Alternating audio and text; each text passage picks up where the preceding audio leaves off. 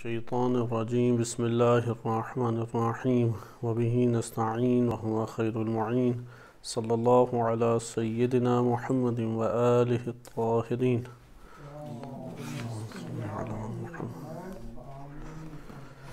کتاب الکافی سے کتاب التوحید کے ضمن میں وارد ہونے والی احادیث کی شرح آپ کی خدمت میں ذکر کی جا رہی تھی۔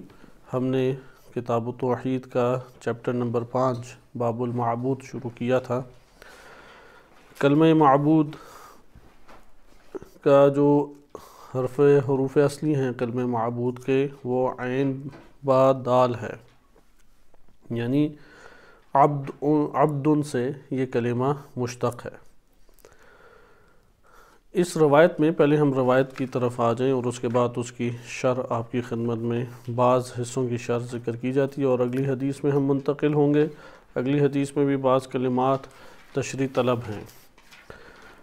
اس پہلی حدیث میں امام صادق علیہ السلام فرماتے ہیں کہ 4 صورتیں ہمارے سامنے آئی تھیں۔ 4 صورتوں میں سے 3 صورتوں کا انکار کیا گیا، 2 کفر اور 1 شرک ہے، اور چوتھی نمبر صورت جو ہے نمبر 4 صورت، وہ قابل قبول صورت ہے۔ پہلی صورت کیا تھی کہ من عبد اللہ بالتوہم فقد کفر، جس نے توہم کے ذریعے سے اللہ کی عبادت کی، یعنی توہم کے طور پہ اللہ سبحانہ وتعالی کی عبادت کی، اس نے کفر کیا۔ ومن عبد الاسم دون المعنی، اور جس نے معنی کی بجائے فقط لفظ کی عبادت کی، فقد کفر، اس نے بھی کفر کیا۔ ومن عبد الاسم، جس نے اسم کی عبادت کی، والمعنی، اور معنی کی بھی عبادت کی، دونوں کی باہم عبادت کی، فقد اشرک، اس نے شرک کیا۔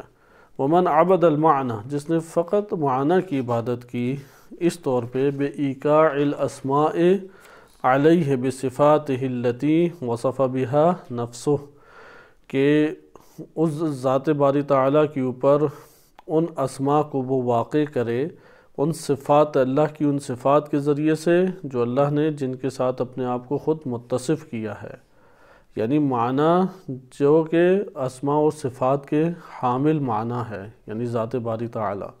فعقد علیہ قلبہ، اور اسی کے اوپر اس نے عقیدہ بھی قلبی، عقیدہ بھی قائم کیا۔ ونطق بہ لسانہ فی سرائرہ وعلانیتہ، اور مخفی اور اعلاناً، پوشیدہ بھی اور آشکار طور پر بھی اسی کو اس نے جاری کیا اپنی زبان سے۔ فَأُولَئِكَ أَصْحَابُ أَمِيرِ الْمُؤْمِنِينَ حَقًّا، یہی امام علی علیہ السلام کے حقیقی اصحاب ہیں۔ اس میں ہم نے جو نقطہ ہے وہ سب سے پہلے کلمہ عبد ہے، عبادت کسے کہتے ہیں۔ تفصیلی ایک موضوع ہے، گزشتہ درس میں اشارہ آپ کی خدمت میں ہوا، آج ہم اس کو تھوڑا بہت مطالعہ کرتے ہیں۔ کلمہ عبد عربی زبان کا لفظ ہے، اور اس کے بعض نے معنی خضوع کے کیے ہیں، بعض نے خضوع کے معنی کیے ہیں، لیکن اساتذہ بیان کرتے ہیں کہ خضوع عبادت کا مترادف نہیں ہے، اور اس کی دلیل کیا ہے کہ خضوع متعدی استعمال ہوتا ہے لام کے ساتھ، مثلا خضت للہ، اللہ کے لیے میں خاضع ہوا، اور جبکہ عبادت بدون متعدی، یعنی بدون حرف کے ذریعے سے متعدی نہیں ہوتا، جبکہ خضوع حرف کے ذریعے سے متعدی ہوتا ہے۔ بہرحال عبد کا ایک معنی لغت میں کیا ذکر کیا گیا ہے؟ خضوع۔ ایک معنی ذکر کیا گیا ہے تذلل، یعنی تذلل اختیار، انکساری اختیار کرنا، بالفاظ دیگر اپنے آپ کو ذلیل و خوار کسی کے سامنے کرنا، ذلت کا اعتراف کسی شخصیت کے سامنے کرنا، اگر آشکار الفاظ میں بات کی جائے، تذلل انکساری کا اظہار کیا جائے، یعنی اپنے آپ کو انتہائی پست اور حقیر شمار کرے، انتہائی پست اور حقیر، اس کو عبادت سے تعبیر کیا گیا۔ بس عبادت کا ایک معنی کیا، یہ لغوی معنی آپ کی خدمت میں ذکر کیا جا رہا ہے، کہ ابھی لغت کی کتاب سے آپ کی خدمت میں معنی بیان کرنے کی فرصت نہیں ہے، ورنہ اس کو ہم فقط اگر لغت کے دائرے میں دیکھتے کہ معجم المقاییس لغہ، کتاب العین اور اسی طریقے سے مفردات راغب وغیرہ میں کیا ذکر کیا گیا ہے اور کیا اقسام ذکر کی گئی ہیں۔ بہرحال ایک معنی آپ نے دیکھا، عین با دال، اس کے حروف اصلی کے طور پہ کیا سامنے آ رہے ہیں ہمارے پاس معنی؟ خضوع، تذلل، یعنی کسی کے سامنے انکساری اختیار کرنا، تذلل اختیار کرنا۔ اور ایک معنی یہ بھی ہے کہ مملوک کا آقا کے سامنے خضوع اور تذلل اور انکساری اختیار کرنا۔ ملوک کہتے ہیں، مملوک معذرت، ملوک نہیں، مملوک کہتے ہیں عبد کو، عبد کا یا مملوک کا مالک کے سامنے خضوع اور تذلل کا اظہار کرنا۔ صاحب تحقیق نے یہ ذکر کیا ہے کہ اعلیٰ درجے کا خضوع اور تذلل اختیار کرنا مولا کے سامنے یہ کیا کہلاتا ہے؟ یہ عبد ہونا کہلاتا ہے، صحیح ہے؟ اس کو کہتے ہیں کہ یہ عبادت اس نے کی۔ عبد یعنی خضوع اور تذلل اعلیٰ درجے کی، جو سب سے بالا ترین مرتبہ ہے، اس مرتبے کے تذلل اور خضوع، کیونکہ خضوع اور تذلل کے انکساری کے کچھ نچلے مراتب بھی ہیں، صحیح ہے؟ مثلا تواضع سے سازگار ہیں بعض، لیکن بعض ہیں کہ اعلیٰ ترین درجے کے ہیں۔ یہ جو اعلیٰ ترین درجے کا خضوع اور تذلل ہے، اس کو اختیار کرنا کیا کہلائے گا؟ یہ عبادت کا معنی کہلائے گا، یا عین بعدال کا معنی کہلائے گا۔ پھر یہ دوسرا مطلب اسی سے دوسرے مرحلے میں داخل ہوتے ہیں لغوی طور پہ، کہ جب بھی خضوع آپ انجام دیں، تذلل آپ انجام دیں گے تو یہ دو طرفہ ہے۔ ایک ہے کہ جو خاضع ہے، خضوع کرنے والا ہے، انکساری کرنے والا، اپنے آپ کو ذلیل و خوار کرنے والا ہے، اور ایک ہے جس کے سامنے کیا جا رہا ہے۔ جس کے سامنے کیا جا رہا ہے وہ ہے معبود، جو کرنے والا ہے وہ ہے عابد، اور عابد اور معبود میں جو رابطہ ہے وہ عبودیت کا رابطہ اس سے ایجاد ہوتا ہے، جس کا ترجمہ آپ فارسی اور اردو میں بندگی بھی کرتے ہیں، بندگی کا رشتہ ایجاد ہوتا ہے۔ اللہ تعالیٰ کے ساتھ عبادت مختص ہے، غیر اللہ کی عبادت نہیں ہو سکتی۔ غیر اللہ کی عبادت اگر بڑے پیمانے کے اوپر کی جائے کہ جو اللہ سبحانہ وتعالیٰ کے ساتھ شرک یا کفر کا باعث بنے، وہ دائرہ اسلام سے انسان کو خارج کرتی ہے۔ بہرحال معبود کے سامنے خضوع اور تذلل دکھانا یا اس کا اظہار کرنا، مد مقابل کو معبود قرار دیتے ہوئے، تب یہ کیا کہلائے گا؟ عبادت کہلائے گا۔ لہذا بعض نے اس طریقے سے بھی اس کو تعبیر کیا ہے کہ مملوک کا مالک حقیقی کے سامنے تذلل اور خضوع کو اظہار کرنا کیا کہلائے گا؟ عبادت کہلائے گا۔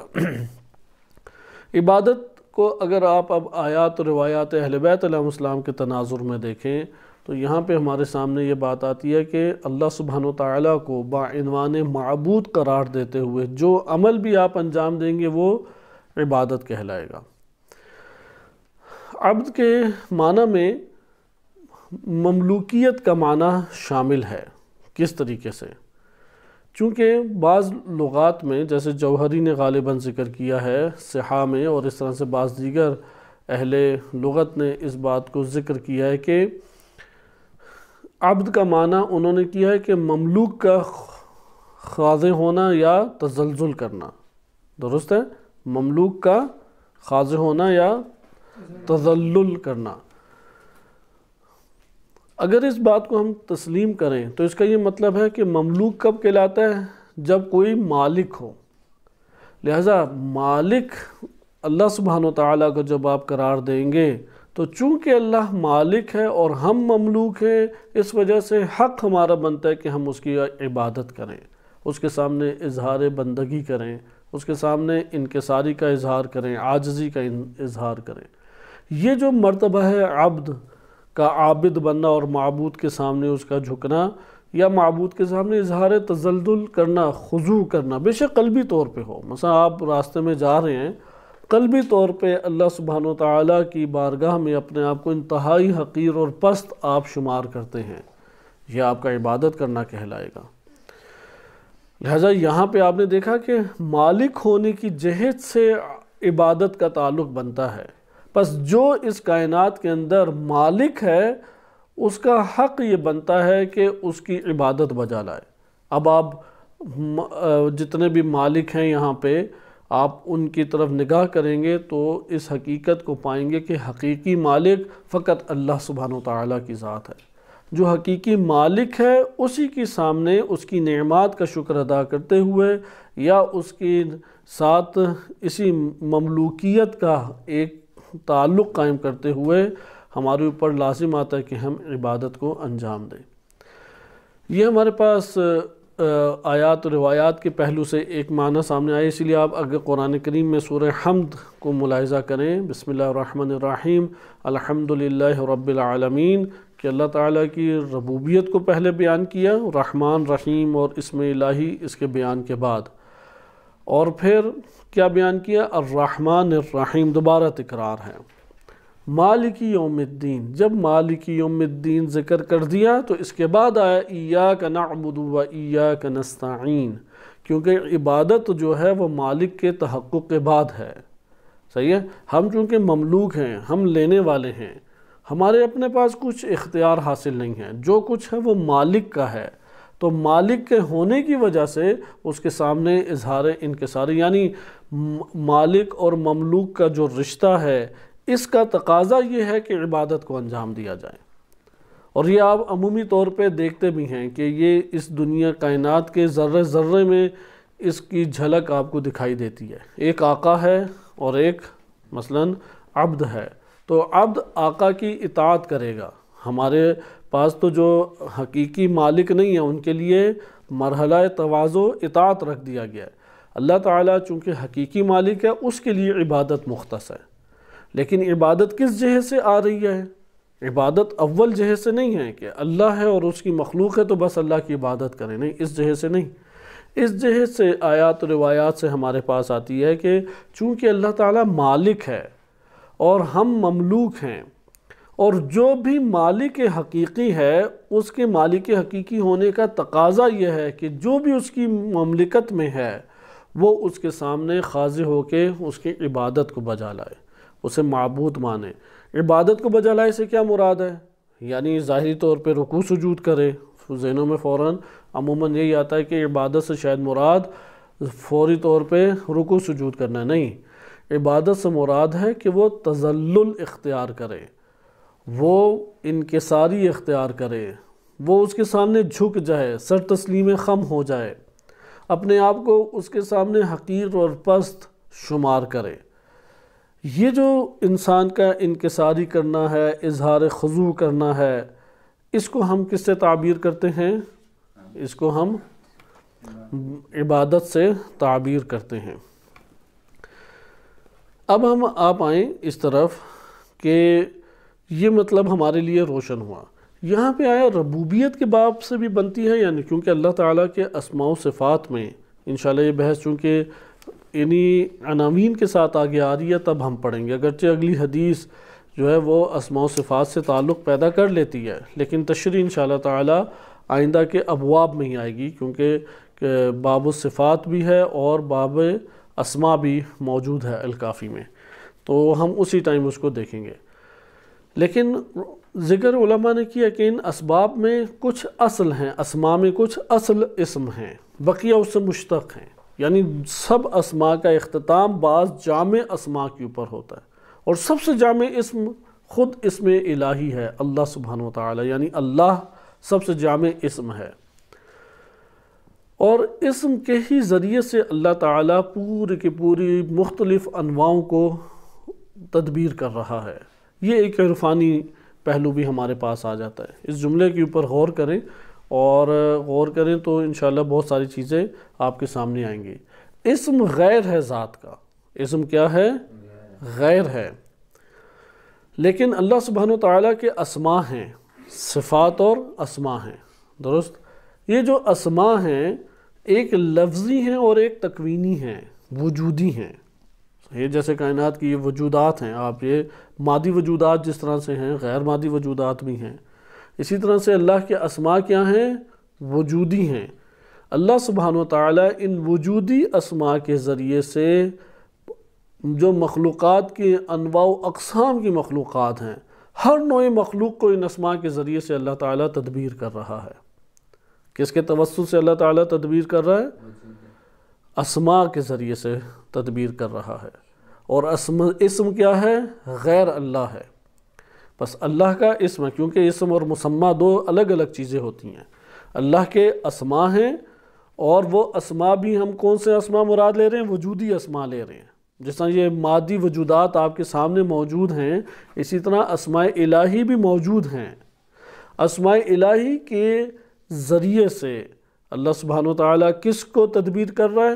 خلائق کے انواع، مختلف انواعوں کو، درست ہے؟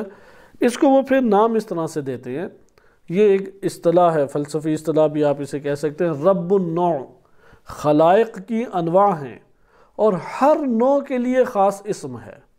مختلف انواع ہیں، اور ہر نوع کے لیے کیا ہے؟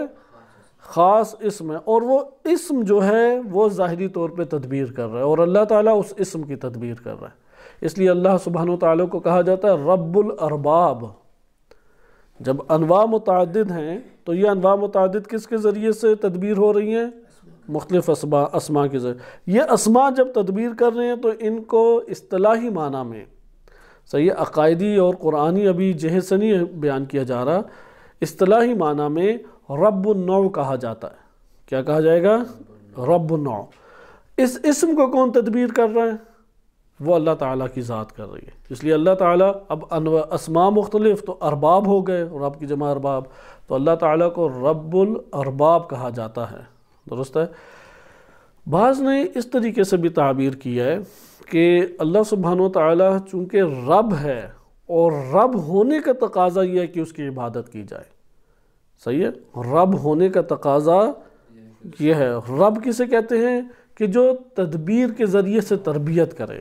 اس جملے کو آپ صرف دو لفظ اگر لکھ لیں تو یہ لغات کا نچوڑ ہے، جیسا کہ اساتذہ محترم بیان کرتے ہیں۔ رب کا معنی کیا ہے؟ یہ دو جملوں کا نچوڑ ہے، لغت میں بھی اور آیات روایات سے بھی یہ آشکار ہے۔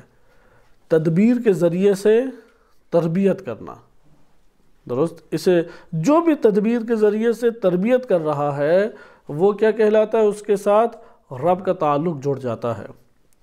بعض نے اس طریقے سے ذکر کیا ہے کہ اللہ تعالیٰ کی عبادت کا تقاضا کیوں موجود ہے؟ چونکہ وہ رب العالمین ہے، رب الارباب ہے، ہر شے کا رب ہے، رب کل شیء ہے، ہر شے کا حقیقی رب اللہ سبحانہ وتعالیٰ کی ذات ہے۔ کیونکہ اللہ کے علاوہ جس کے اوپر بھی کلمہ رب کا اطلاق ہوتا ہے یا اس کی طرف نسبت دی جاتی ہے، یہ مجاز ہے، حقیقی نہیں ہے۔ بالکل اسی طرح کہ اللہ تعالیٰ کے علاوہ جس کو بھی مالک کہا جاتا ہے وہ حقیقی مالک نہیں ہے۔ مثلا میں اپنے نفس کا حقیقی مالک نہیں ہوں، میں اپنے جسم کا حقیقی مالک نہیں ہوں، یہ عطا ہے اس ذات کی جس نے، اسی کی ملکیت ہے جس نے عطا کیا ہے۔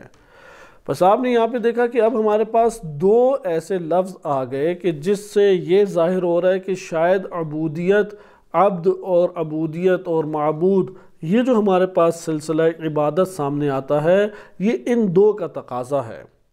کیونکہ یہاں پہ ایک سوال پیدا ہوتا ہے، فقط اللہ کی عبادت کیوں دوسرے کی عبادت نہیں؟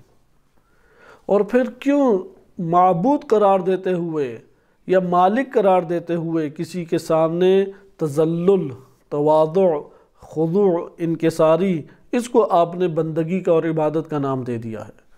صحیح ہے؟ یہ اللہ تعالیٰ کو تو کوئی نفع نہیں پہنچاتا۔ کوئی اللہ کو معبود قرار دیتے ہوئے جتنا بھی جھک جائے، اس کے جھکنے کا کیا نتیجہ نکلے گا؟ کوئی اللہ کو نفع پہنچ رہا ہے وہ نہیں جھکے گا، کوئی اللہ کو نقصان ہو رہا ہے، کچھ بھی تو اللہ تعالیٰ کو نقصان اور نفع نہیں حاصل ہوگا۔ لہذا یہ کیوں ہمارے سامنے عبادت کی اس قدر تاکید وارد ہوئی ہے، اس قدر تاکید وارد ہوئی ہے؟ یہاں پہ پھر علماء ذکر کرتے ہیں در حقیقت اللہ تعالیٰ کے جب آپ رب اور مالک قرار دے دیتے ہیں تو اس کا تقاضا یہ نکلتا ہے کہ عبادت اس سے مختص ہو جائے۔ آپ کسی اور کو قرار دیں گے اس کی عبادت کریں گے، چوتھے کو قرار دیں گے چوتھے کی عبادت کریں گے، جس کو بھی مالک اور جس کو بھی رب اپنا قرار دیں گے اسی کا تقاضا کیا بنتا ہے؟ عبادت۔ یہ احساس انسان اپنے نفس میں بھی پاتا ہے۔ جو ایک انسان اگر ایک سالم انسان ہے، نہ کہ مریض انسان، بد اخلاقیوں کے مرض میں گھرا ہوا انسان مطلوب نہیں ہے، ایک سالم انسان آپ دیکھیں اگر کوئی اس کے اوپر بے تحاشا نیکی کرتا ہے تو وہ اس کے سامنے اظہار انکساری کرتا ہے یا نہیں کرتا، تواضع کا اظہار کرتا ہے یا نہیں، اس کی منعم ہونے کا اعتراف کرتا ہے یا نہیں، اور اگر اس نے کوئی ستم کیا ہو تو اپنے ستم کو گناہ شمار کرے گا یا نہیں۔ یہاں پر اگر اس کے بے تحاشا احسانات ہوں تو وہ اپنے وجود میں یہ احساس پائے گا کہ میں اس کے پیروی کروں یا نہیں، حکم کی، اس کو راضی کروں یا نہیں۔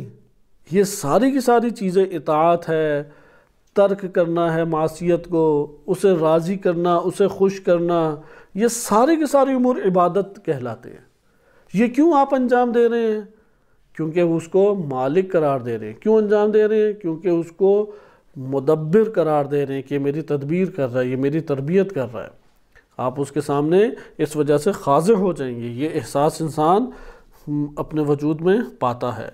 اب آپ اگر اس کو ایک فطری امر اپنے وجود کے اندر ملاحظہ کریں تو ادھر آپ دیکھیں گے کہ جو حقیقی مالک ہے اس کے سامنے مجھ کو جھک جانا چاہیے، اسے راضی کرنا چاہیے، اس کی نافرمانی سے بچنا چاہیے، اس کی معصیت سے بچنا چاہیے، اس کی اطاعت کرنی چاہیے، اس کے مطابق زندگی بسر کرنی چاہیے۔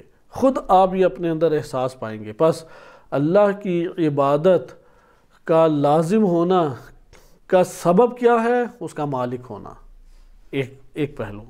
بعض نے کیا کہا ہے؟ اس کا رب ہونا۔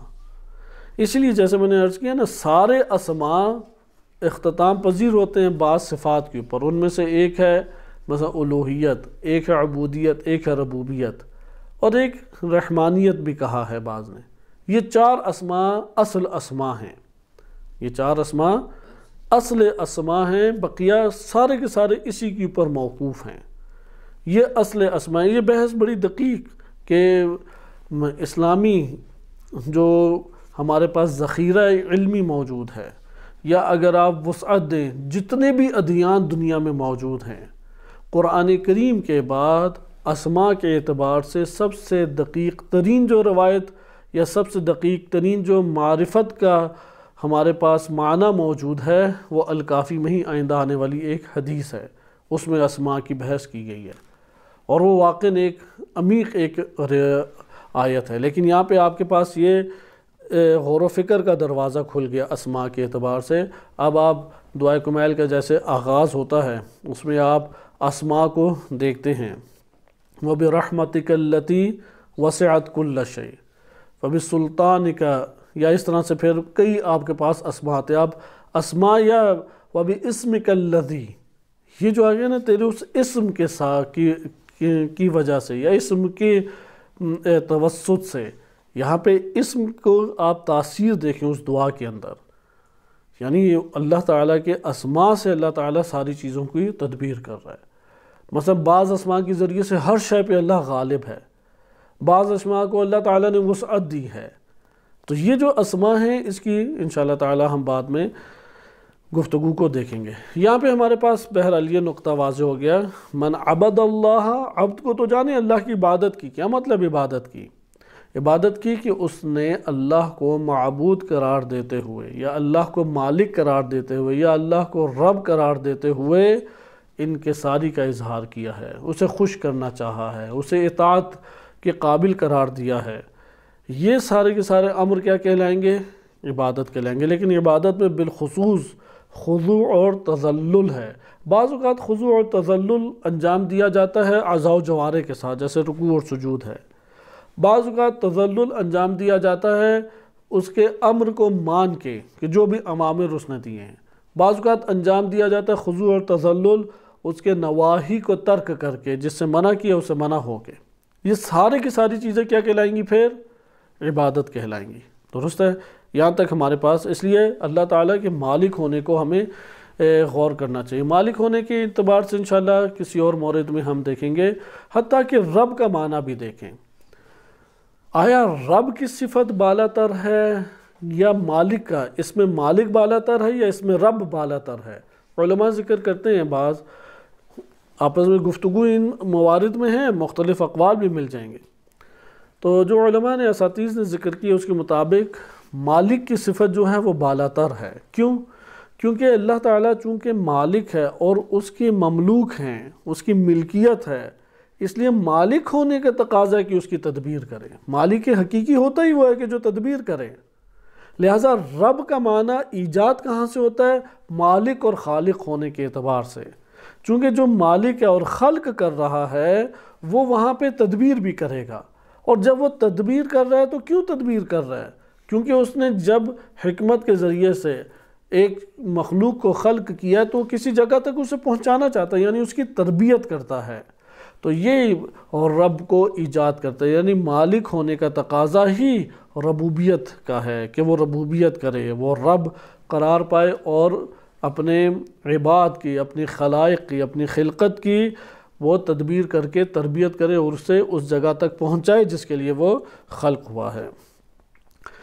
اچھا، اب ہم آ جائیں عبادت کے عمومی معنی پہ. قرآن کریم نے کلمہ عبادت کو اگر آپ دیکھیں تو قرآن میں دو قسمیں عبادت کی آئی ہیں. ایک عبادت تکوینی ہے اور ایک عبادت وجودی ہے. اس کو آپ یہ بھی کہہ سکتے ہیں کہ ایک عبادت تکوینی ہے، ایک عبادت تکوینی اور دوسری تشریعی ہے، تکوینی اور تشریعی. تکوینی کو عبادت وجودی بھی کہہ سکتے ہیں، تکوینی کو عبادت وجودی بھی کہہ سکتے ہیں، اور اس کے مقابلے میں جو ہمارے پاس ہے تشریعی، وہ اسی کے مطابق ہمارے سامنے آئے گی. قرآن کریم نے ہر دو کو ذکر کیا ہے. ایک دفعہ قرآن کریم کی آیات بیان کرتی ہیں کہ کائنات کی ہر شے رحمان کی عبادت کر رہی ہے، کہ اس طرح سے عطا بالرحمن عبدا، اس طرح سے قرآن کی ہے نا، ان کل شیء، کیا ہے وہ آیت، کہ بہرحال قرآن کریم نے بیان کیا کہ ہر شے وہ اللہ سبحانہ وتعالی رحمان کے سامنے کیا ہے؟ حالت عبد میں ہے، ہر شے. یہ ہے عبادت وجودی، یہ ہے عبادت تکوینی. ان کل ما فی السماوات والارض الا آت الرحمن عبدا، الا آت الرحمن عبدا، کہ آسمان و زمین میں جو کچھ بھی ہے وہ نہیں ہے مگر یہ کہ رحمان کے پاس جب آنا ہے انہوں نے تو کس حالت میں ہے؟ عبد کے حالت میں ہے. صحیح ہے، الا آت الرحمن عبدا. ادھر آپ علماء نے ذکر کیا کہ اس عبد سے مراد کیا ہے، کیونکہ آسمان و زمین کے عبد ہونے کا کیا مطلب؟ آسمان و زمین کے عبد ہونے کا مطلب یہ ہے کہ ہر شے اللہ کے سامنے خاضع ہے، دبی ہوئی ہے، حقیر ہے، پست ہے، ذلیل ہے. ہر شے اللہ سبحانہ وتعالیٰ کے ماتحت ہے. اس کو ہم کیا کہتے ہیں؟ آت الرحمن عبدا. ہر شے، اس کو کہیں گے کہ عبادت تکوینی، عبادت وجودی. کوئی شے اللہ کی نافرمانی نہیں کر سکتی، کوئی شے اللہ سبحانہ وتعالیٰ کے مقابلے میں کھڑی نہیں ہو سکتی. کوئی بھی شے یہ حق کسی قسم کا حق نہیں رکھتی. دوسرے ہمارے پاس قسم آ جاتی ہے عبادت تشریعی. اب ہمارا وجود جو ہے وہ عبادت تکوینی و وجودی بھی انجام دے رہا ہے کہ اللہ سبحانہ وتعالیٰ نے چاہا یہ ہے کہ یہ اختیار کی زندگی بسر کرے، اس لیے ہم جبر کی زندگی بسر نہیں کر سکتے، کیونکہ اللہ کی چاہت اور اس کی مشیت اور اس کے ارادے کے سامنے کھڑے ہونے کی جرت کوئی بھی ذرہ نہیں کر سکتا. جو عبادت تشریعی ہے اس میں اختیار کے ساتھ معبود کی طرف آنا ہے، اختیار کے ساتھ. اس کے بھی پھر مراتب ہیں. ایک دفعہ مرتبہ تو یہ ہے کہ اللہ سبحانہ وتعالیٰ کے اوامر کو انجام دیا جائے اور اللہ سبحانہ وتعالیٰ کی نواہی اور منعیات سے بچا جائے. دوسرا مرتبہ یہ ہے کہ جب ہم عبادت انجام دے رہے ہیں تو توجہ بھی معبود کی طرف رہے. وہ عبادت ہی کیسی کہ جب آپ انکساری اور تذلل کا اظہار کر رہے ہیں، جس کے سامنے کر رہے ہیں اس کی طرف توجہ ہی نہیں ہے، تو یہ تو انکساری حقیقی نہ ہوئی. اس لیے اس کے اوپر مذمت کی گئی ہے کہ انسان عبادت انجام دے اور توجہ الی اللہ نہ ہو. اچھا، عبادت اللہ نے کیوں رکھ دی؟ نفع کس کا ہے؟ نفع فقط اور فقط بندے کا ہے. یہ ایک اہم نقطہ یہاں پہ موجود ہے، اور مصباح الشریعہ میں بڑی ایک دقیق موجود ہے کہ حدیث موجود ہے جس میں عبودیت اور ربوبیت کا تعلق ایک قائم کیا گیا ہے۔ ابھی ہم اس کی طرف نہیں جاتے، لیکن اس مطلب کو ملاحظہ کریں کہ اصل میں عبادت کا فائدہ حقیقی معنی میں فقط اور فقط مملوک کو ہے، کسی اور کو نہیں ہے۔ کیونکہ اگر وہ اللہ کی تدبیر سے باہر نکل جائے، اگر وہ اللہ سبحانہ وتعالیٰ کی ملکیت اور ولایت سے اپنے آپ کو باہر لے جائے تو نقصان کے علاوہ کچھ بھی نہیں ہے، ظلمت کے علاوہ، ہلاکت کے علاوہ کچھ بھی نہیں ہے۔ نمبر 2، ایک تو یہ فائدہ ہے کہ کیا ہے کہ اللہ سبحانہ وتعالیٰ مالک ہے، وہ انسان کی تدبیر اور تربیت کر رہے ہیں، باہر تو جا نہیں سکتا۔ سورہ رحمان نے بھی جس کا ذکر کیا، تم آسمانوں میں جا کے دیکھ لو، اللہ کی سلطنت سے باہر نہیں تم بھاگ دوڑ کر سکتے، نہیں، وہ سارے اس میں ہیں، لیکن قلب انسان کا ہے کہ وہ باغی ہے اللہ سے۔ یہ جو باغی ہے، اس کو اصطلاح میں کہہ دیا جاتا ہے کہ یہ مثلا اللہ سبحانہ وتعالیٰ کی ملکیت سے اپنے آپ کو نکالنا چاہتا ہے۔ وہ اللہ حقیقی معنی میں ملکیت سے اللہ کے خارج کبھی بھی نہیں ہو سکتا، وہ حقیقی مالک ہیں۔ اور رفع کے مطابق مالک حقیقی اسی طریقے سے ہے کہ جس طرح سے انسان کی قوہ اس کے ہاتھ میں ہیں، انسان کی قوتیں اور انسان کی ذات میں فرق ہے یا نہیں؟ قوہ جسم میں اعضاء ہیں، قوہ ہماری دیکھنے کی جو قوت ہے وہ نفس کے پاس ہے، سننے کی قوت نفس کے پاس ہے۔ آپ دیکھنے اور سننے کی قوت کو کس قدر تسلط اور قبضہ قدرت میں اپنے احساس کرتے ہیں۔ یہاں پہ آپ کی قوت آپ کے نفس سے جدا نہیں ہے، لیکن آپ کا نفس اس کے اوپر حاوی ہے، مسلط ہے، سلطنت رکھتا ہے۔ کہتے ہیں کہ پوری کی پوری مخلوق اللہ تعالیٰ کے سامنے اسی طریقے سے ہے کہ جو نفس اور قوہ میں ربط آپ ملاحظہ کرتے ہیں، یہ مالک حقیقی ہے قوہ کے مقابلے میں۔ اور اللہ سبحانہ وتعالیٰ پوری مملکت کو اس طریقے سے اپنے زیر لایا ہوا ہے، ماتحت لایا ہوا ہے، اس لیے گویا کہ گردنیں اللہ تعالیٰ نے جھکائی ہوئی ہیں ساری کی ساری خلقت کی، کوئی اس کی قدرت کے سامنے کھڑا نہیں ہو سکتا۔ اس کو کہیں گے عبادت وجودی و تکوینی۔ عبادت تشریعی میں اللہ نے اختیار دیا ہے۔ پہلا اس میں فلسفہ کیا ہے، ہم ہی کو اس کا فائدہ ہے۔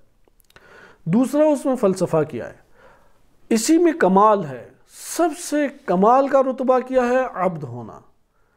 اگر عبد بن جائے تو تب وہ ولی بھی بنتا ہے، ولی بن جائے تو تب وہ نبی بھی بنتا ہے، تب وہ رسول بھی بنتا ہے، تب وہ امام بھی بنتا ہے۔ اگر عبد نہیں بنتا تو ولایت کا مرتبہ بھی اسے حاصل نہیں ہوتا۔ بس آپ نے اس ترتیب کو مد نظر رکھنا کہ عبد ہوگا تو ولی بنے گا، ولی بنے گا تو پھر اس کے لیے اللہ تعالیٰ کے بقیہ مراتب ہے، نبوت ہے، رسالت ہے۔ اس لیے عرفا ذکر کرتے ہیں کہ نبوت کا باطن ولایت ہے، ہو نہیں سکتا کہ کوئی نبی ہو اور ولی نہ ہو۔ یہ ہو سکتا ہے ولی ہو نبی نہ ہو، یہ ہو سکتا ہے۔ جیسے ائمہ اطہار علیہ السلام اولیاء ہیں لیکن نہ نبی ہیں نہ رسول ہیں۔ لہٰذا آپ نے اس جگہ پہ یہ ملاحظہ کیا کہ انسان کے کمال کی معراج و اوج وہ کس کے اوپر ہے؟ عبد پر ہے، اور قرآن اسے واضح طور پہ ثابت کرتا ہے۔ جیسے کہ آپ تشہد جب پڑھتے ہیں تو کیا کہتے ہیں؟ وَأَشْهَدُ أَنَّ مُحَمَّدًا عَبْدُهُ۔ پہلے نبی صلی اللہ علیہ وسلم کا تعارف عبد سے کرایا، اور پھر کیا بیان کیا؟ رسول، پھر رسالت مہیا ہوئی۔ اسی طریقے سے جب معراج کے لیے تشریف لے گئے نبی صلی اللہ علیہ وسلم تو قرآن نے کس طرح ذکر کیا ہے کہ اسرا بعبدہ لیلا من المسجد الحرام الی المسجد الاقصی۔ یہاں پہ بھی دیکھیں عبد سے تعلق قائم کیا، عبد کو معراج ہوتی ہے، جو عبد نہیں ہے وہ معراج بھی نہیں پاتا۔ اس کو بڑی خوبصورت مثال سے بعض عرفاء نے ذکر کیا ہے کہ یہ دقت کرنے کی چیز ہے، کائنات کے امور میں دقت کریں، آپ بھی بہت سارے امور کی طرف توجہ کریں گے۔ بعض ایسی چیزیں ہوتی ہیں کہ ان کو جتنا زمین بوس کیا جائے یا زمین پہ پٹخا جائے اتنی ان کی اڑان اونچی ہوتی ہے۔ عبد بھی اسی طرح ہے، جتنا اللہ تعالیٰ کے سامنے اپنے آپ کو ذلیل و خوار کرے گا، جتنا اللہ کے سامنے اپنے آپ کو پست کرے گا، جتنا اپنے آپ کو اللہ تعالیٰ کے سامنے اہانت کا باعث اللہ کے سامنے قرار دے گا، اتنی اس کی اڑان بھی اونچی ہے۔ مثال کیسی ہے؟ آپ نے فٹ بال دیکھا ہوگا، صحیح ہے، گیند دیکھی ہوگی نا، بال کو آپ جتنا زور سے زمین پہ مارتے ہیں اتنی اٹھان بھی اوپر ہوتی ہے۔ انسان بھی اسی طرح ہیں۔ جتنا انسان اللہ کے سامنے معبود قرار دیتے ہوئے جتنا ذلیل و خوار اپنے آپ کو کرے، جتنا تذلل و خضوع اللہ کے سامنے دکھائے، اتنی اڑان انسان کی بلند ہے، اور یہی عبادت کی خصوصیت بھی ہے۔ اس لیے یہ عرض کیا من عبد اللہ بالتوہم، اس نے توہم کے ذریعے سے اللہ کی عبادت کی، تو معرفت کے ذریعے تو نہیں کی، اس نے تو ذہنی تصور کی صورت میں کی۔ وہ ذہنی تصور عقلی ہو یا خیالی ہو فرق نہیں پڑتا، اس نے جس نے خیالی اور عقلی طور پہ اللہ سبحانہ وتعالیٰ کے سامنے عبادت کی، تو یہ جو توہم کے ذریعے سے یہ کفر ہے۔ نمبر 2 ہمارے پاس کیا آ جاتا ہے، جس میں معنی کو ترک کر کے اسم کی عبادت کی، اس نے بھی کفر کیا۔ جس نے اسم اور معنی ہر دو کی عبادت کی، اس نے شرک کیا۔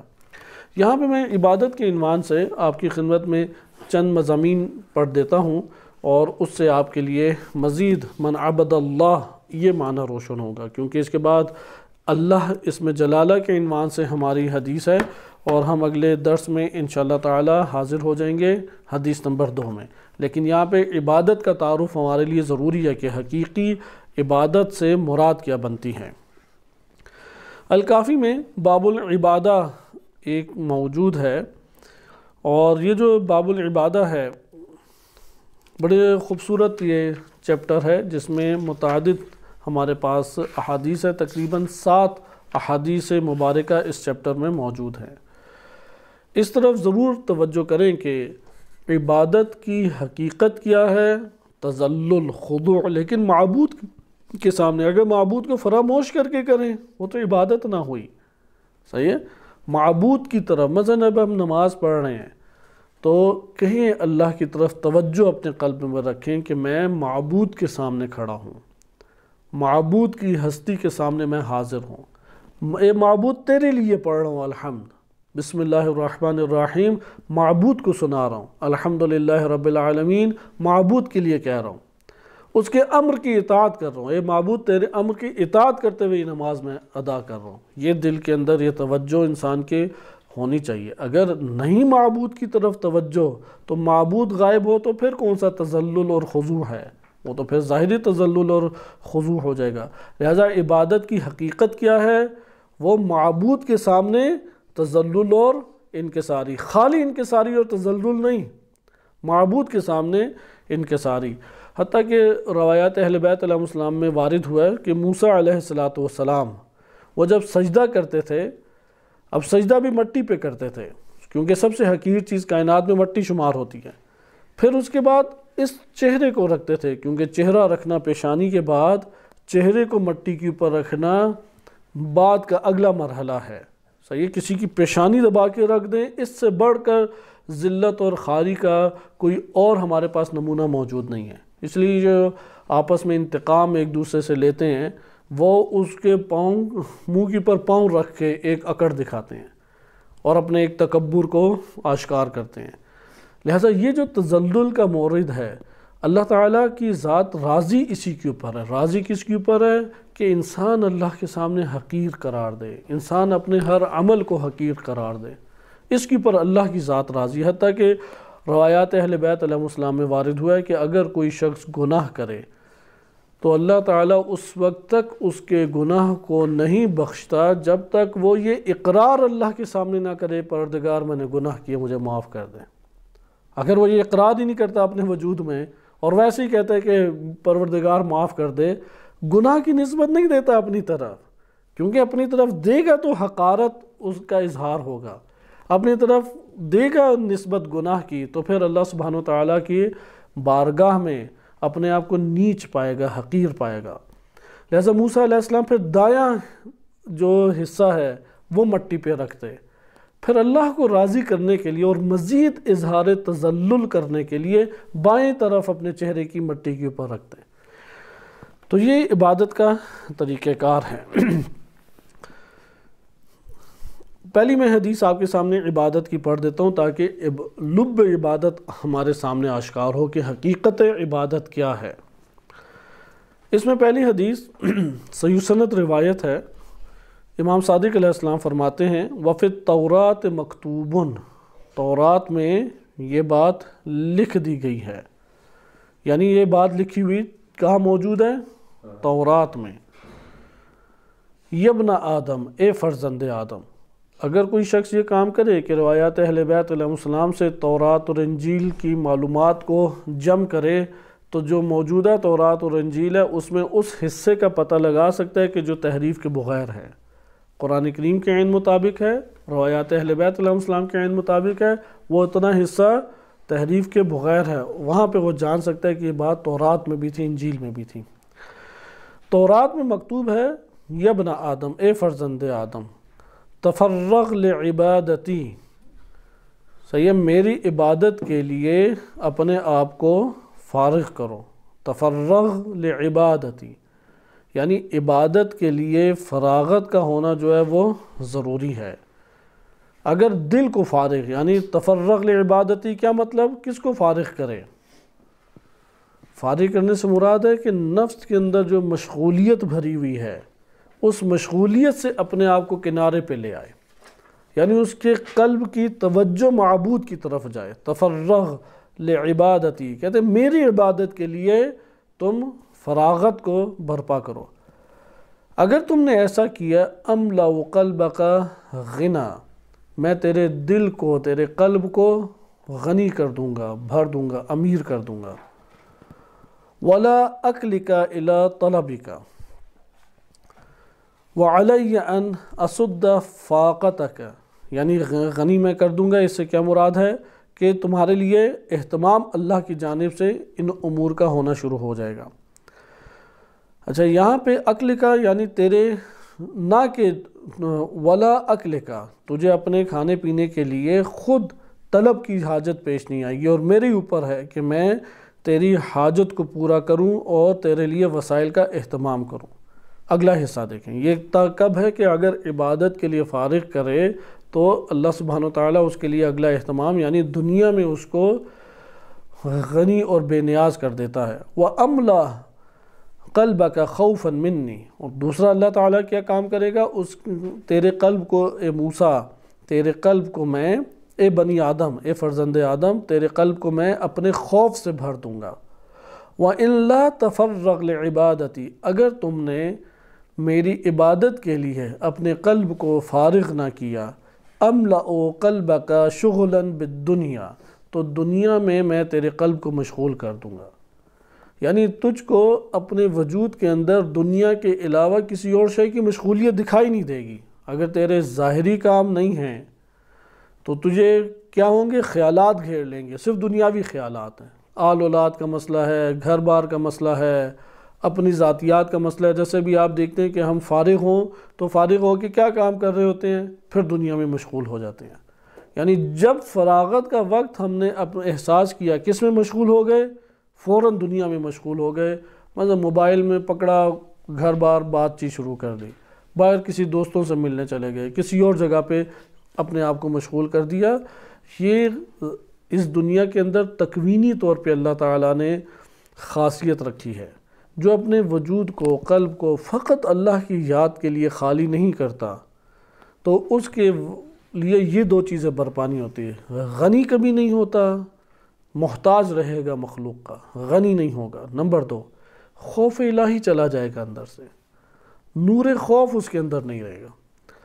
اچھا، اس کے بعد ہے کہ اگر کوئی شخص عبادت کے لیے فارغ نہیں اپنے آپ کو کرتا تو اللہ تعالیٰ فرماتا ہے کہ اس کے قلب کو میں دنیا میں مشغول کر دوں گا۔ ثم لا اصد فاقتک واکلک الی طلبک، پھر تیری حاجت روائی نہیں ہوگی اور تجھے اپنے روزگار، اپنی زندگی پوری کرنے کے لیے، کھانے پینے کے لیے طلب کرنا پڑے گی، بھاگ دوڑ کرنا پڑے گی۔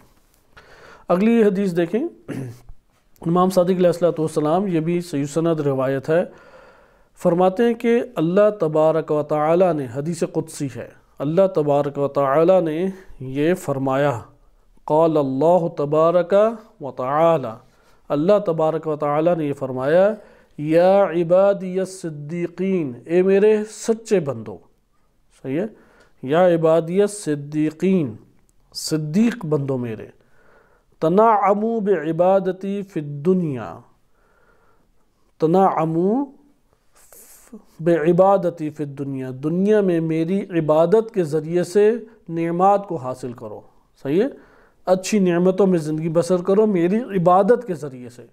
فَإِنَّكُمْ تَتَنَعَّمُونَ بِهَا فِي الْآخِرَةِ، اور اسی عبادت کی وجہ سے تم آخرت میں بھی نعمتیں حاصل کرو گے۔ دیکھا آپ نے کہ عبادت انسان کو کتنا نفع دے رہی ہے، جیسے ہم نے دو پہلو پڑھے نا عبادت کے، ایک ہے اس دنیا میں اور آخرت میں نفع فقط عبد کو ہے، نمبر دو کمال عبد کو ہے کہ جتنا ذلت کا اظہار کرے گا اتنی اٹھان بلند ہے، جتنی زور سے بال کو زمین پہ ماریں گے اتنی اٹھان اوپر ہے۔ اس لیے اللہ کے سامنے، معبود کے سامنے جتنا اپنے آپ کو ذلیل و خوار اور پست شمار کریں گے اتنی اٹھان بلند ہے۔ اگلی روایت دیکھیں، امام علیہ السلام فرماتے ہیں، یہ بھی صحیح سند روایت ہے، امام صادق علیہ السلام فرماتے ہیں، قال رسول اللہ صلی اللہ علیہ وآلہ وسلم نے فرمایا، افضل الناس من عشق العبادت فعانقها، افضل ترین عبادت وہ ہے کہ جس نے عبادت سے عشق کی، افضل ترین انسان وہ ہے، افضل ترین انسان وہ ہے کہ جس نے عبادت سے عشق کیا۔ ہمارے ہاں احادیث میں کلمہ عشق زیادہ وارد نہیں ہوا، یعنی اس کو قابل مدح طور پہ نہیں دیکھا گیا، لیکن یہ ہمارے پاس روایت واحد ہے، دو تین اور روایتیں آپ کو عشق کے موضوع پہ مل جائیں گی، کلمہ عشق استعمال کیا ہو، لیکن ظاہراً یہ روایت واحد ہے، یا ممکن ہے ایک دو اور مل جائیں جن میں کلمہ عشق مثبت معنی میں استعمال ہوا ہے، وَإِلَّا مثبت معنی میں احادیث میں استعمال ہوا ہے، حب مثبت معنی میں استعمال ہوا ہے۔ ادھر ہے کہ افضل الناس، افضل ترین کون ہے فرد؟ من عشق العبادہ، جس نے عبادت سے عشق کیا۔ عشق کا کیا مطلب ہے؟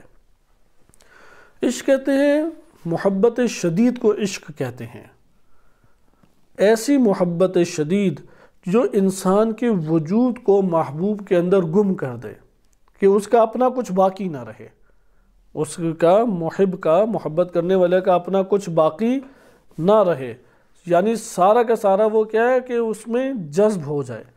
اس کو کیا نام دیا جاتا ہے؟ عشق۔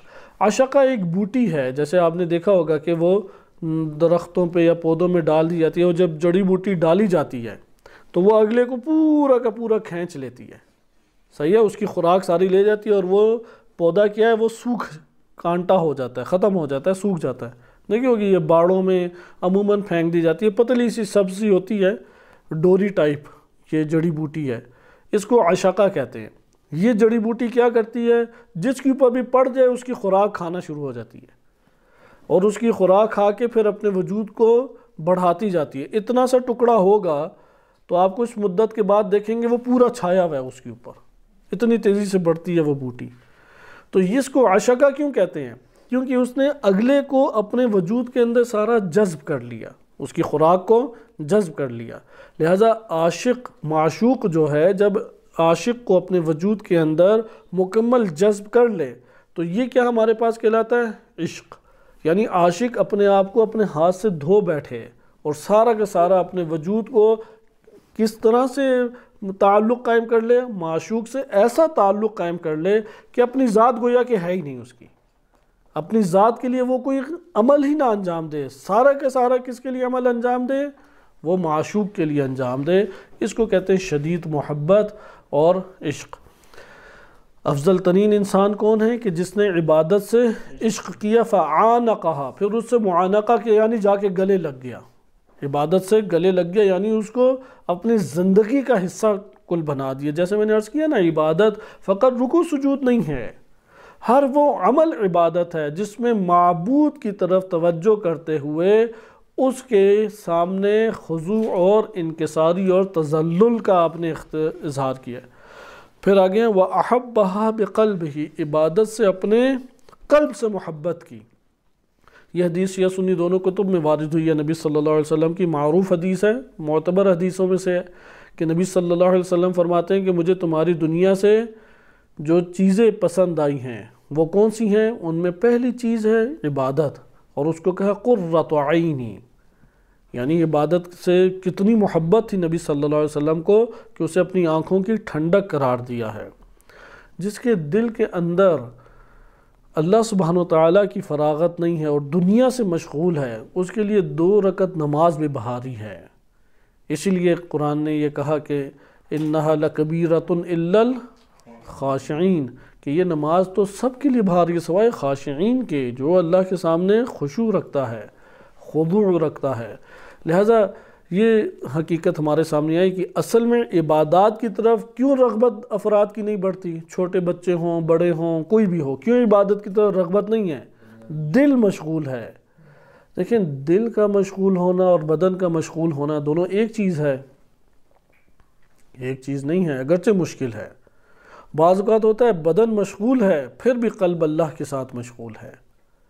اس لیے قرآن کریم نے مردوں والے کام بعض گنوائے ہیں، جیسے جو عہد و پیمان پہ ڈٹ گئے اور موت تک وہ ڈٹے رہے، قرآن کا یہ مردوں والے کام ہیں۔ من المؤمنین رجال صدقوا ما عاہدوا اللہ علیہ، صحیح، یہ جنہوں نے معاہدے کو سچ کر دکھایا یہ مرد ہیں۔ اسی طرح سے قرآن نے ایک اور مردانہ کام کیا قرار دیا ہے، وہ یہی والا کام، من المؤمنین رجال، کہ مومنین میں بعض مرد ہیں کہ جو کیا ہے کہ تجارت اور دیگر چیزیں جو ہیں وہ اس کو اللہ کی یاد سے غافل نہیں کرتی، صحیح ہے، اللہ کی یاد سے اس کو غافل کسی صورت میں نہیں کرتی۔ اس آیت کا بالضبط میں ذہن میں ابھی وہ آیت کریمہ نہیں ہے، یعنی لا تلہیہم تجارت ولا بیع عن ذکر اللہ، کہ نہ تجارت اور نہ خرید و فروخت۔ آپ خرید و فروخت دیکھیں بہت مشکل کام ہے کہ انسان خرید و فروخت کرتے ہوئے اللہ سے غافل نہ ہو، کیونکہ اس نے اپنا نفع لینا ہے اور نفع لینے کے لیے جو گاہک ہے اس سے نفع حاصل کرنے کے لیے تمام طریقے اختیار کر رہا ہے، تو بہت ایک مشکل کام ہے۔ لا تلہیہم تجارت ولا بیع عن ذکر اللہ و اقام الصلاۃ، نماز کو قائم کرنے سے نہیں روکتی، اللہ کے ذکر سے۔ ذکر وہی ہے، ذکر یعنی مشغول اللہ تعالیٰ کے ساتھ قلب کا ہونا۔ لہذا ہو سکتا ہے بدن کسی کام میں مشغول ہے کہ لیکن قلب اس کے ہمراہ ہوتے ہوئے بھی مشغول ہے اللہ سبحانہ وتعالیٰ کے ساتھ۔ اس لیے یہاں پہ فرمایا کہ وَأَحَبَّهَا بِقَلْبِهِ وَبَاشَرَهَا بِجَسَدِهِ، اور براہ راست عبادت سے اپنے جسم کے ذریعے سے رابطہ جوڑا۔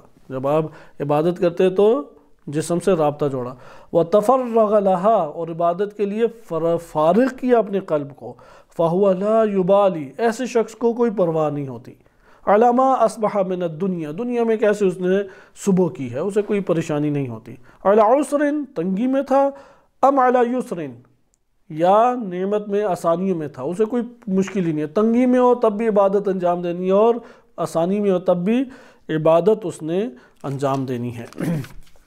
یہ ہمارے پاس ایک اور روایت موجود تھی۔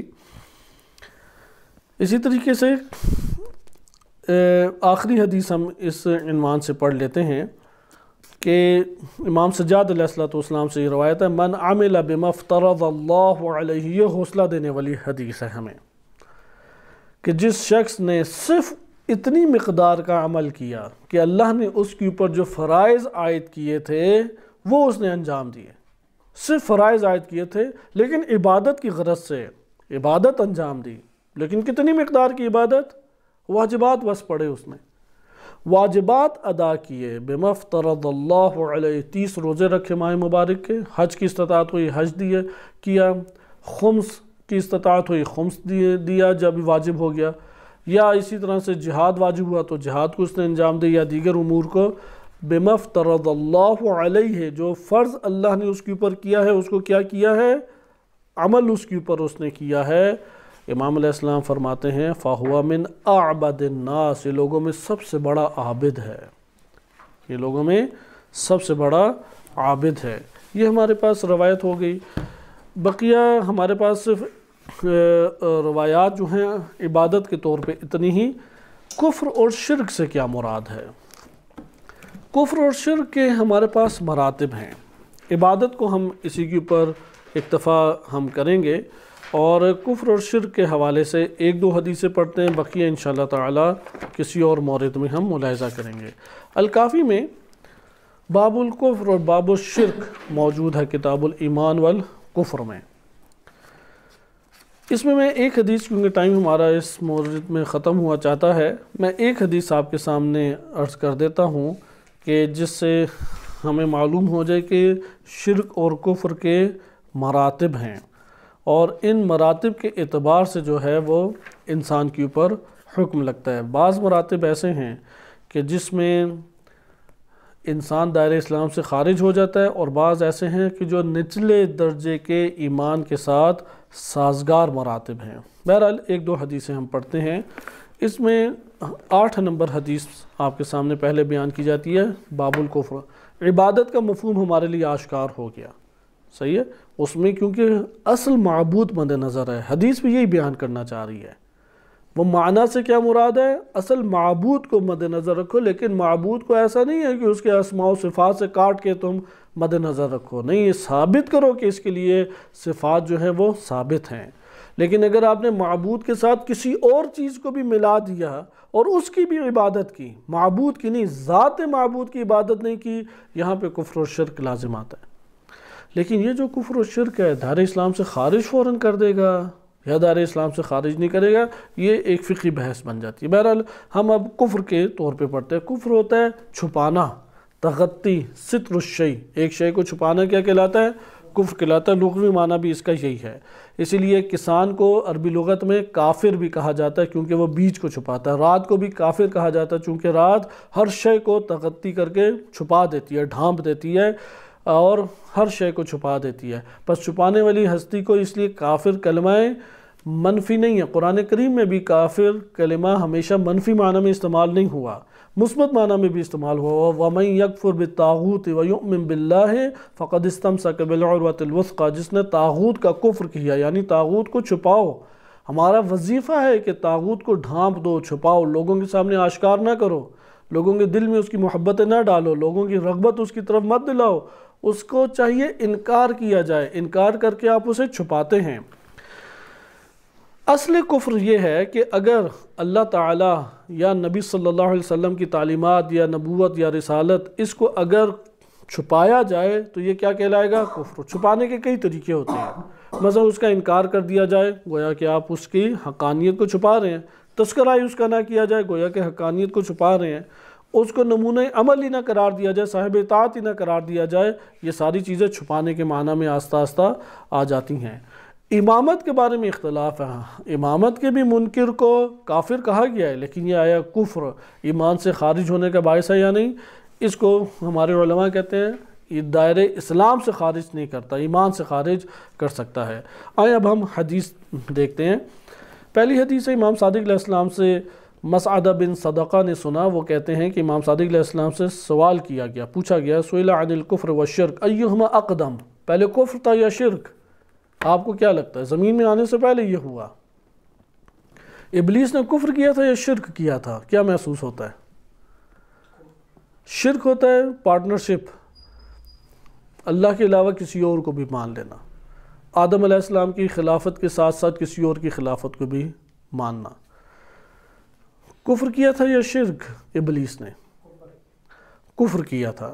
فقال، امام نے فرمایا، الکفر اقدم وذالک ان ابلیس اول من کفر، ابلیس پہلا شخص ہے، پہلی ذات ہے جس نے کفر کیا، وکان کفرہ غیر شرک، اس نے شرک نہیں کیا تھا، اس کا کفر شرک کے علاوہ تھا، لأنہ لم يدع الی عبادت غیر اللہ، کیونکہ وہ اللہ کے غیر کی تو عبادت نہیں کرتا تھا۔ ہم سارا کچھ عبادت میں ہی سمجھتے ہیں، عبادت کا ایک تو دائرہ کار وسیع ہے، یہاں پہ ابلیس نے یہ جو عبادت ہم جسے قرار دیتے ہیں اس میں اللہ کو ہی فقط معبود قرار دیا، وَإِنَّمَا دَعَا إِلَى ذَلِكَ بَعْدُ، ہاں غیر اللہ کی عبادت کی طرف اس نے بعد میں بلایا، جب غیر اللہ کی عبادت کی طرف بلایا فَأَشْرَكَ، تب ابلیس نے شرک بھی کیا۔ اسی طریقے سے ایک اور ہمارے پاس حدیث موجود ہے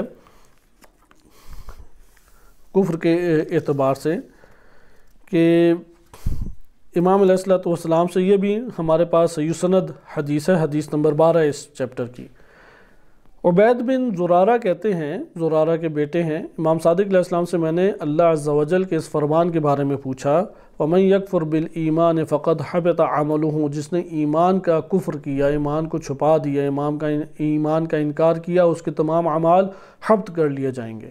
امام علیہ السلام نے فرمایا اس سے مراد یہ ہے من ترک العمل الذي اقر به، کہ جس نے اس عمل کو ترک کیا جس کا اقرار کر چکا تھا کہ مجھے انجام دینا چاہیے۔ قلت فما موضع ترک العمل حتی یدعہ اجمع، کہ وہ کیا مورد ہے ترک عمل کا، یہاں تک کہ ہم کہیں کہ اس نے اس کو تمام کے تمام اعمال کو ہی ترک کر دیا، کیونکہ آیت میں ہے نا فقد حبط عملہ، اس کے تمام اعمال ہی حبط۔ کہا وہ کون سا ایک عمل ایسا ہے کہ جسے ترک کیا کہ سارے اعمال کا انکار ہو گیا؟ قال منہ الذی یدع الصلاة متعمدا لا من سکر ولا من علت، اگر کوئی شخص جان بوجھ کے نماز کو ترک کرے، نہ بے ہوش تھا اور نہ کوئی مریض تھا، تو یہ وہ سبب ہے کہ اس کے اعمال حبط کر لیے جائیں گے۔ اسی طریقے سے ایک اور ہمارے پاس ہے روایت جس میں امام علیہ السلام نے مراتب وجوہ کو ذکر کیا، وہ اگلا باب ہے کہ جس میں وجوہ کو ذکر کیا کہ کتنی قسم کے مراتب ہیں اور کتنی قسم کے کفر ہیں، اور پھر کفر کے ستون ہیں۔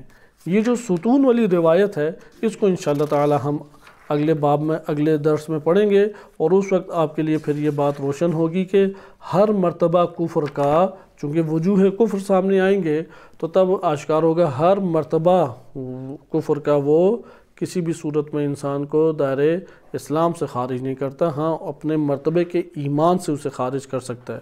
بس کفر کے بعض مراتب اسلام کے مخالف ہیں، وہاں پہ تو دائرے اسلام سے خارج۔